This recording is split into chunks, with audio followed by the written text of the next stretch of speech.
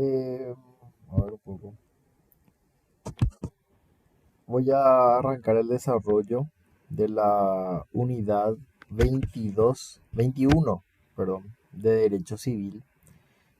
Siempre vengo hablando de, o venimos hablando, mejor dicho, de matrimonio, ¿verdad? Desde la unidad aproximadamente 18 venimos hablando del matrimonio, de la institución del matrimonio, ¿verdad?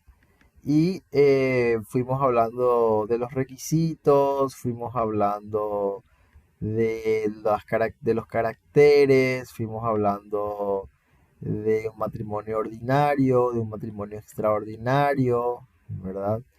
De los impedimentos absolutos, relativos, en cuanto a las diligencias previas, fuimos viendo los tipos de matrimonio en cuanto a matrimonios, vamos a decir, ordinarios, extraordinarios.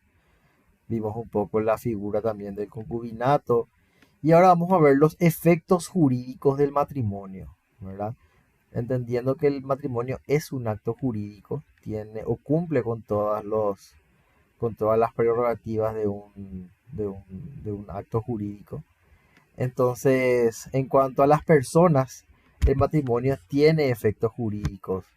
Y cuando hablamos de efectos, nos referimos a los derechos y deberes de los cónyuges, ¿verdad? Acá tenemos que mencionar a figuras como la cohabitación, la fidelidad y la ayuda mutua. Cuando hablamos de efectos, hablamos de lo que nace a partir de esta sociedad conyugal, ¿verdad? A partir del matrimonio nace o se presume como deber de los cónyuges la cohabitación, ¿verdad? Que dice, es el deber de los cónyuges de vivir en comunidad bajo un mismo techo. Esa convivencia constituye la esencia del matrimonio. O sea, se entiende que si yo eh, consumo esa unión, ese vínculo matrimonial, se espera de que yo cohabite, viva bajo el mismo techo con mi esposa, ¿verdad? Eso es lo que la ley por lo menos tiene previsto a partir del comportamiento social, ¿verdad? De las personas. Luego tenemos a la fidelidad, el deber de fidelidad, ¿verdad? Los esposos tienen el deber de guardarse fidelidad. ¿Qué es la fidelidad? Es dicho de manera sencilla, ¿verdad? Es no mantener ningún tipo de relación extra, ¿verdad? Sino que la relación en términos afectivos, ¿verdad? Íntimos, vamos a decir, sea sola y exclusivamente con tu cónyuge, ¿verdad? Entonces dice, los esposos tienen el deber de guardarse fidelidad. La infidelidad carece de reciprocidad. La infidelidad de uno de los esposos no autoriza la del otro. Dicho de una manera coloquial, ¿verdad? Si yo me voy y me meto con una tipa, mi señora no tiene el derecho de ir a meterse con otro, ¿verdad? No es que eso le da derecho a ella a hacer lo mismo. No es recíproco. El adulterio de la mujer produce consecuencias graves, como la introducción de hijo que no sea el esposo. El adulterio de ambos es causal de divorcio vincular, ¿verdad? ¿Qué es el adulterio? Es la infidelidad, ¿verdad? Mantener relaciones paralelas, ¿verdad? A tu relación conyugal oficial, por así decirlo, ¿verdad? Entonces, esto es una causal de divorcio vincular. Eventualmente, si mi señora me es infiel, o sea, me pone los cuernos, ¿verdad? Yo puedo como aducir esto como una causal de divorcio, ¿verdad? Entonces, acá ya vimos a la cohabitación, que es vivir bajo el mismo techo, ¿verdad? Es el deber de vivir bajo el mismo techo. La fidelidad también, que es un deber, ¿verdad? Guardarse la fidelidad. La ayuda mutua, que es la asistencia. Esto está expresado en el artículo 6, entiendo que del Código Civil, dice, el marido y la mujer tienen en el hogar en el hogar deberes, derechos y responsabilidades, independientemente de su aporte económico al mantenimiento del hogar. Es solidaridad, socorro, cuidados al enfermo para la recuperación de salud, ayuda al cónyuge en su invalidez. O sea, cuando hablamos de ayuda mutua, hablamos de esa asistencia que ellos se deben, ¿verdad? Si yo veo que mi señora necesita ayuda porque cayó enferma o tuvo un accidente o necesita de mi ayuda por una situación, por un contexto X, entonces yo tengo el deber de ayudarle, ¿verdad? Y esto sí es en ambos casos, esto sí es recíproco, ¿verdad? Tanto la cónyuge le debe esta ayuda al cónyuge y viceversa, ¿verdad? Por eso hablamos de una ayuda mutua, ¿verdad? Es eso, es esa responsabilidad, ¿verdad? Que a asistirle más que nada en solidaridad, en socorro, ¿verdad? Al enfermo. Si mi esposo cae enfermo, pues yo tengo esa responsabilidad de asistirle a él, ¿verdad? Para que se recupere, ¿verdad? Eso en cuanto a la ayuda mutua. Entonces, estos son tres efectos jurídicos que podemos ver a partir del nacimiento de esta relación, de esta sociedad conyugal, ¿verdad? De este matrimonio. En cuanto a las personas, la cohabitación, vivir bajo el mismo techo, la fidelidad, no ponerse los cuernos y la ayuda mutua, ¿verdad? Es el darse asistencia, es la solidaridad, el socorro y los cuidados que le debes a tu cónyuge, ¿verdad? Bueno, eso en cuanto a los efectos jurídicos del matrimonio. Ahora vamos a hablar del domicilio conyugal. En unidades anteriores, ¿verdad? A nosotros ya habíamos visto, hay una unidad específica luego que habla del domicilio. Ah, no debo tomar Coca-Cola, pero estoy tomando. Ok. Eh, efectos en cuanto a los bienes, perdón, domicilio conyugal. El domicilio conyugal es el lugar en que por acuerdo de ambos cónyuges, estos hacen vida en común y en el cual ambos gozan de autoridad propia y consideraciones iguales. Tanto uno como el otro podrá ausentarse temporalmente para atender funciones públicas o el ejercicio de sus respectivas profesiones o por intereses particulares relevantes. A pedido de parte, el juez podrá suspender el deber de convivencia cuando éste ponga en peligro la vida, salud o el honor de cualquiera de ellos, o la actividad económica de uno de ellos, del cual dependa el sostenimiento de la familia. En el primer párrafo es donde podemos ver un poco la definición, ¿verdad? Y esto vamos a recordar, como mencioné, de una unidad anterior. El domicilio conyugal es el lugar en que por acuerdo, por el domicilio, pues por principio siempre es voluntario, ¿verdad? Esa es la regla. La regla dice en nuestro Código Civil que el domicilio es voluntario.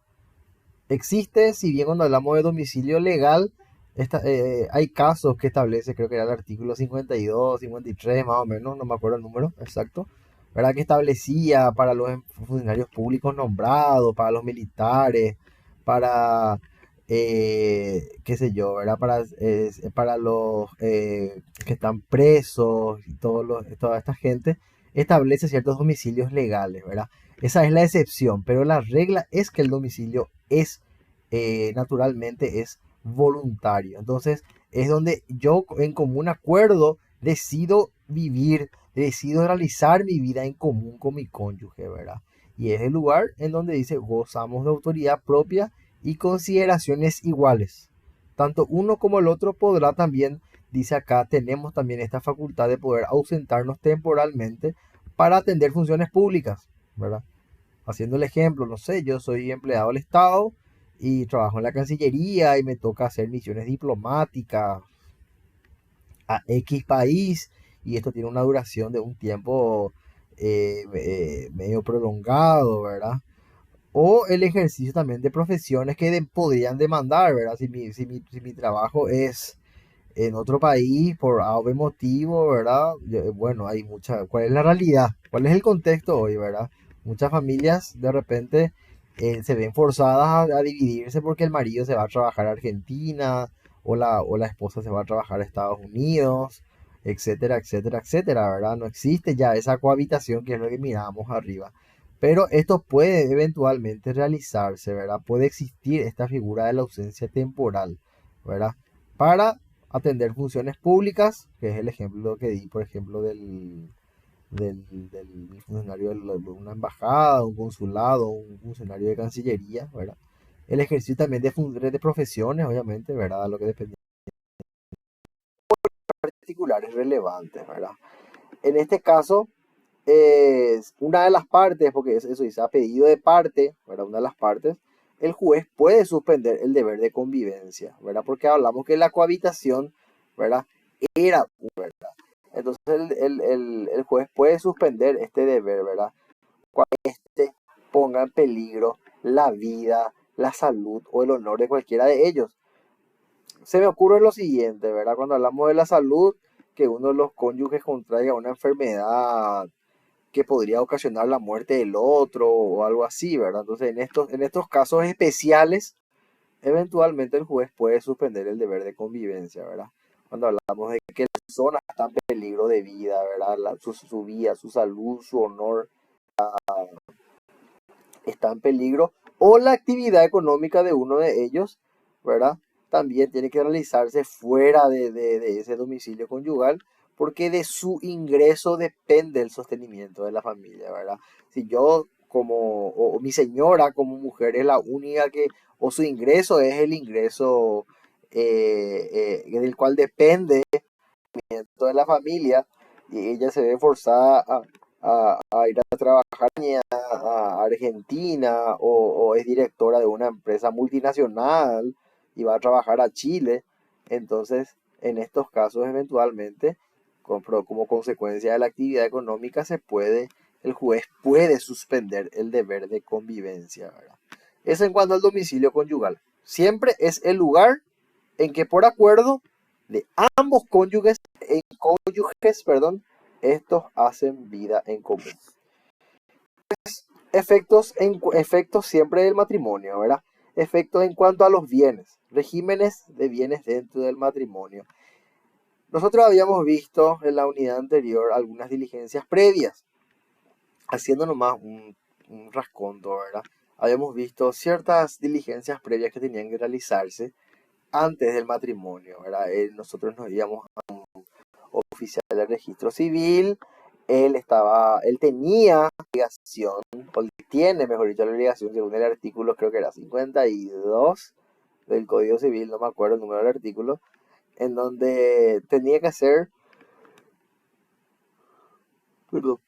ciertas preguntas, ¿verdad?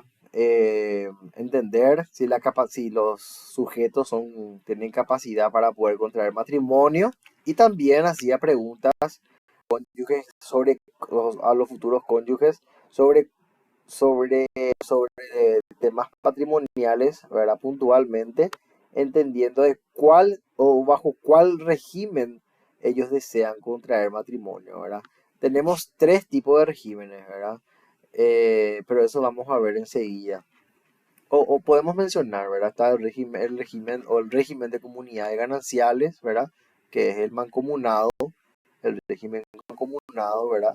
El régimen de separación de bienes y el de participación, ¿verdad? Pero esto tiene un antecedente, o sea, estas figuras de regímenes de bienes tienen antecedentes históricos. Y para eso dice: históricamente se sucedieron diversos regímenes que tendieron a regular el manejo patrimonial de la comunidad formada por la pareja casada. Porque cuando yo me caso, ya formamos una sociedad conyugal, ¿verdad? El comercio omnes vitae, comercio para toda la vida, por tanto se deben estudiar los diferentes regímenes. A saber, antes de entrar ahí, tenemos que ver un poco de a qué nos referimos cuando hablamos de régimen de bienes dentro del matrimonio. ¿Cuál es el concepto de esto, verdad? Y es el ordenamiento que rige, o el ordenamiento que rige el régimen económico dentro de las uniones matrimoniales. Cuando hablamos de regímenes dentro del matrimonio, estos están en el orden del económico, ¿verdad? Otro autor dice que es el conjunto de reglas referente a los intereses pecuniarios de los esposos, tanto de sus relaciones entre sí como con terceros. O sea, esto es un aspecto puramente patrimonial, ¿verdad? ¿Qué pasa con lo que yo tengo después del matrimonio, ¿verdad? O antes del matrimonio? ¿Qué yo obtengo? Con lo que yo obtengo en conjunto con mi pareja. ¿Cómo se administra el patrimonio? Ese es el régimen, ¿verdad? Esas son las reglas referentes a los intereses pecuniarios, ¿verdad? cómo se va a manejar eso al momento de que termine esa relación o esa sociedad conyugal. Todo ese tipo de cosas son las que estipulan, son las reglas que definen cada uno de estos tres regímenes, ¿verdad? Y ahora vamos a ver un poco este régimen de absorción, ¿verdad? Estos son antecedentes históricos. Esto es lo que antes dictaba el mando. Como todo, el derecho siempre se va actualizando, va mutando, ¿verdad? Se va perfeccionando.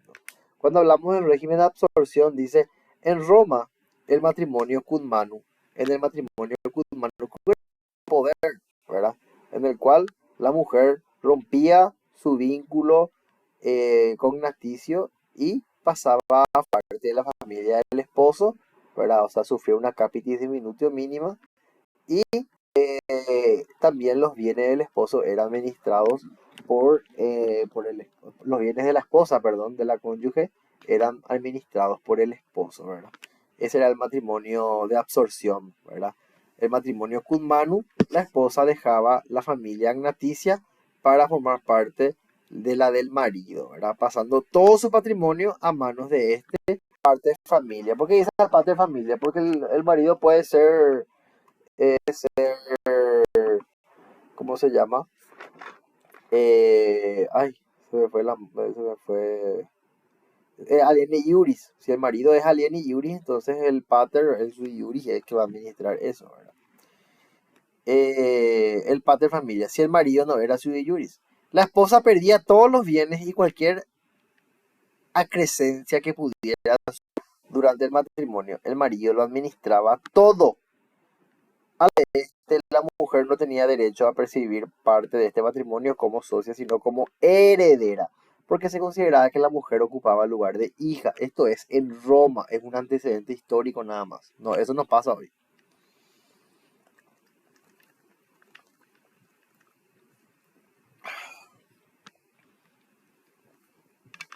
Bueno, seguimos. Eh, esto en cuanto ay, esto en cuanto al régimen de absorción, ¿verdad? Esto siempre hablando en derecho antiguo, derecho romano. Después estaba el régimen de unidad. Dice, tiene características similares al anterior. También la mujer al casarse entregaba todo, pero al tiempo de la disolución, ella o sus herederos tienen derecho a recibir todo lo que hubiera aportado durante el matrimonio. Este era el régimen. Después estaba el régimen de unión de bienes. Se produce también la entrega de bienes, pero a diferencia de los anteriores, no se los entrega en propiedad, sino simplemente en su administración o en la percepción de sus frutos. A la finalización del régimen, el patrimonio es devuelto a la mujer o a sus herederos previa deducción de los frutos, cuyo goce pertenece al marido. No se deben restituir precisamente los mismos bienes, sino meramente el valor de ellos. Entonces, estos regímenes que estamos observando son regímenes anteriores, ¿verdad? Son antecedentes históricos de los regímenes que están hoy vigentes, ¿verdad? Y por último tenemos el régimen dotal. Son los bienes aportados por la mujer al marido. Acá está la figura de la dote, ¿verdad? La rejuxoria. O sus progenitores que bajo la administración de este queda adquiriendo los frutos hasta la propiedad. ¿Cuál es el origen? El matrimonio sine manu, el patrimonio de la mujer ya no pasaba a manos del marido o del pater, sino que quedaba bajo la propiedad de administración de aquella y entregaba al marido solo ciertos bienes que servían como contribución para solventar los gastos del hogar, ¿verdad? Estos constituían la dote. Los bienes que no entraban en el régimen eran bienes nacionales, ¿verdad?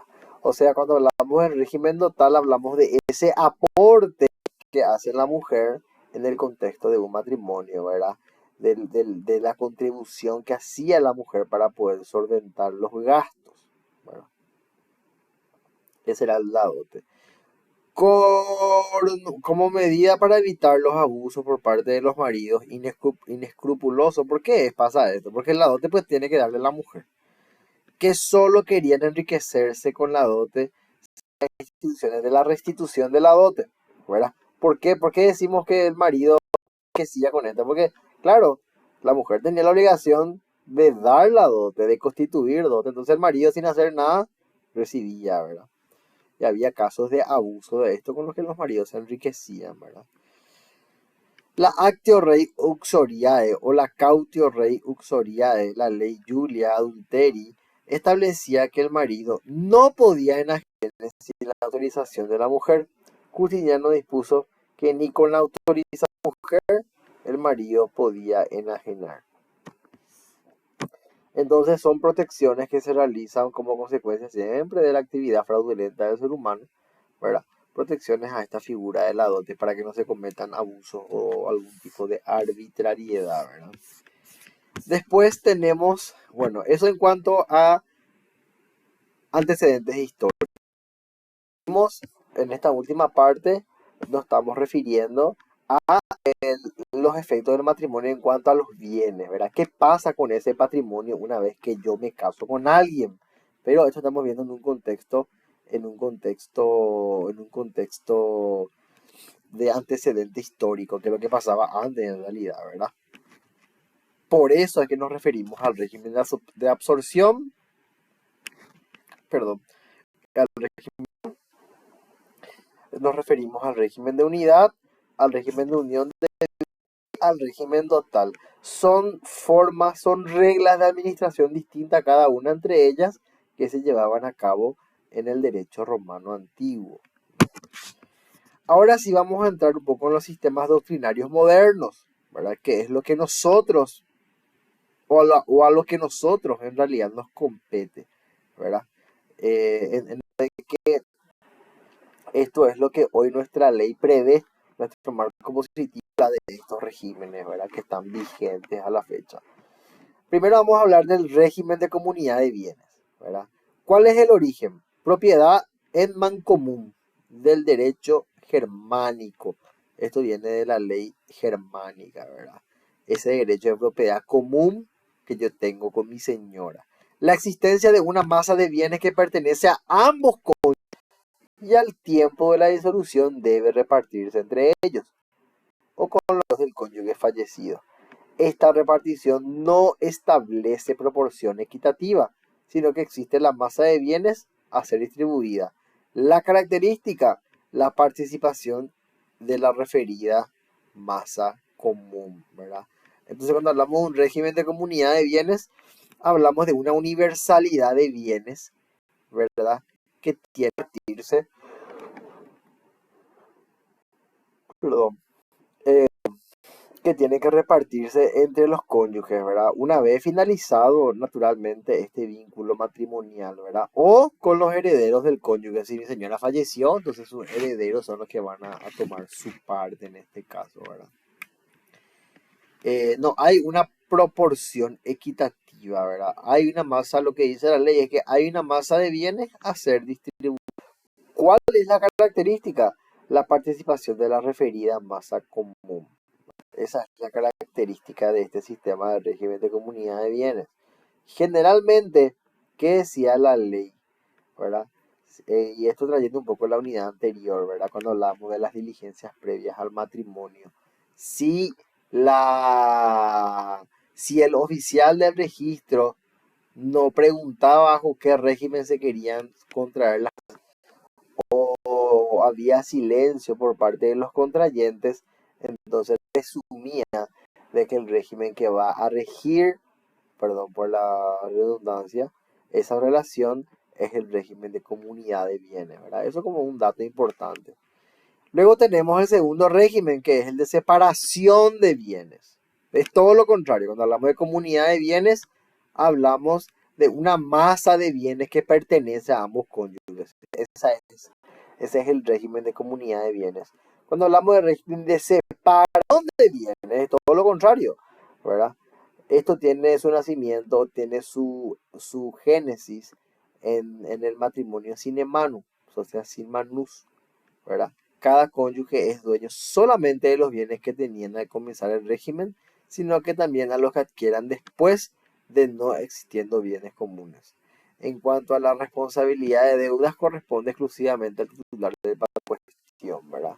O sea, cuando hablamos de un régimen de separación de bienes, hablamos tuyo es lo tuyo y lo mío es lo mío. Siempre desde la visión de que cuando se extingue ese vínculo matrimonial, porque ahí es cuando nacen realmente los conflictos, ¿verdad? Entonces, eh, cuando hablamos también, un dato importante, cuando hablamos del régimen de separación de bienes, diferencia del régimen de comunidad de bienes, en el régimen de separación de bienes, lo que yo antes o después del matrimonio sigue siendo mío, ¿sí? Si yo me caso hoy, 25 de mayo, ¿verdad? Y el 24 tenía ya una casa a mi nombre en Samber, ¿verdad? Y el 10 de junio ya tengo unos días de casado. Se me ocurre comprar una Toyota Land Cruiser 4x4, ¿verdad? Y estoy casado por el régimen de separación de bienes. Y me divorcio después de 3 meses, ¿verdad? Me he casado. La pregunta es, ¿mi señora va a llevar parte de mi Land Cruiser? Y la verdad es que no, ¿verdad? ¿Por qué? Porque hay un régimen de separación de bienes, ¿verdad? Se respetan los bienes adquiridos antes y después del matrimonio por cada uno de los contrayentes, ¿verdad? No se hace la partición de la que veíamos en la comunidad de bienes. Tenemos el régimen de participación diferida. Dice, surge fundamentalmente para compensar los efectos del régimen de separación en cuanto al cónyuge económicamente más débil. No existen bienes gananciales. Cada cónyuge conserva para sí la propiedad de lo aportado al matrimonio y de lo que y de lo que adquiere después, ¿verdad? Pero al disolverse el matrimonio, se reconoce a uno de los cónyuges el derecho a participar en los adquiridos por el otro los patrimonios de ambos. O sea, el régimen de participación diferida lo que pretende es, independientemente de con cuánto iniciaste ese matrimonio, o sea, si vos al contraer nupcias tenías 50 y tu señora tenía 300, entonces lo que se hace es se equipara para que al finalizar el régimen matrimonial, ¿verdad? Entonces tenga la misma cantidad de dinero, ¿verdad? De eso habla, ¿verdad? Porque la última no existen bienes gananciales. Cada cónyuge conserva para sí la propiedad de lo aportado. O sea, si yo compro una Land Cruiser, ese es mío, no es de mi señora. Si mi señora compra un Porsche, ese es de mi señora, no es mío, ¿verdad? Y lo que adquiere después. Pero al disolverse el matrimonio, se reconoce a cada uno de ellos el derecho de participar en los adquiridos. Tema, hasta igualar los patrimonios de ambos. Es muy buena idea, la verdad. Es un tema que creo que no se usa, pero parece interesante. Entonces, si la pregunta es, actualmente, el Código Civil, en el Código Civil, ¿cuáles son los sistemas doctrinarios modernos en cuanto a la administración del patrimonio dentro del matrimonio? Y primero tenemos al régimen de comunidad de bienes, que es universalidad de bienes que administran ambos, ¿verdad? O sea que los ingresos que tengan después del matrimonio van a ser del matrimonio en sí, ¿verdad? Y si hay una disolución de ese matrimonio, eso se va a repartir, ¿verdad? Eh, no de manera equitativa porque eso no está establecido en la ley, pero sí se va a repartir, ¿verdad? En el caso de la separación de bienes, todo lo contrario. Todo lo que yo adquiero o enajeno antes o después del matrimonio sigue siendo lo mismo pasa con lo mío, ¿verdad? Y en el régimen de participación diferida, rápido y corto, lo que busca es que una de las partes inicia con 50 guaraníes el matrimonio y la otra con 200, ¿verdad? Y se produce el divorcio por X motivo. Entonces lo que se hace es, se determina de que ambos, independientemente de que hayan entrado con patrimonios distintos, porque ella entró con 300 y él con 50, los dos puedan salir el mismo monto, ¿verdad? Que a cada uno le corresponda el mismo monto en consideración del patrimonio de esa sociedad, ¿verdad? Con eso terminamos la unidad 21, ¿verdad? Y ahora vamos a pasar entonces a la unidad 22.